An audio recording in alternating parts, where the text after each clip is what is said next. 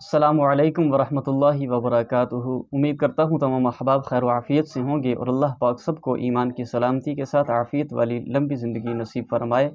محترم ناظرین، آج جو وظیفہ آپ کی خدمت میں پیش کر رہا ہوں ماشاءاللہ بہت ہی عام وظیفہ ہے، اور آپ نے دیکھا ہوگا کہ اپنے معاشرے میں ہم دیکھتے ہیں کہ بہت سارے ایسے بچے ہوتے ہیں جو بہت شرارتی ہوتے ہیں، اور ان کی شرارت کی وجہ سے والدین انتہائی پریشان ہوتے ہیں۔ وہ پیر بابوں کے پاس، درباروں پہ، مزاروں پہ لے کے بڑے گھومتے ہیں کہ بچہ ہمارا شرارتیں چھوڑ دے، یا پھر کوئی ایسے نوجوان ہوتے ہیں جو کہ گناہوں میں ڈوبے ہوئے تو ہوتے ہیں اور بے راہ روی کا شکار ہوتے ہیں، دین سے بہت دور ہوتے ہیں، اور وہ کسی کی مانتے نہیں، سنتے نہیں۔ اگر ان کو سمجھایا جائے تب بھی ان کی سمجھ میں بات نہیں آتی، اور وہ اسی طرح ان کی زندگی ایک غلط راستے پر چل پڑتی ہے۔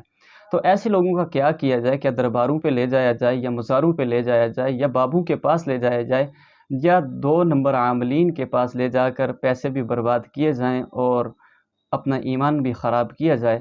نہیں، بلکہ آپ نے یہ عمل کرنا ہے۔ انشاءاللہ ان تمام چیزوں سے آپ کی خلاصی ہو جائے گی، اور انشاءاللہ وہ بچہ شرارت چھوڑ دے گا۔ اگر کوئی بے راہ روی کا شکار ہے اور رستے سے ہٹا ہوا ہے، والدین کا نافرمان ہے، تو انشاءاللہ وہ بھی راست پہ آ جائے گا۔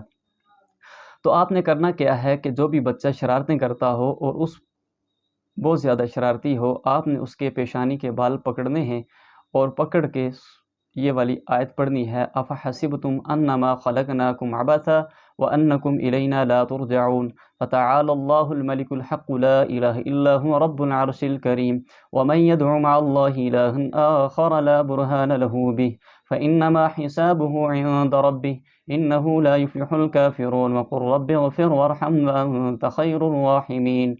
یہ آپ نے آیت پڑھنی ہے، پیشانی کے بال پکڑ کر 7 مرتبہ اور پڑھ کے پھونک مار دیں۔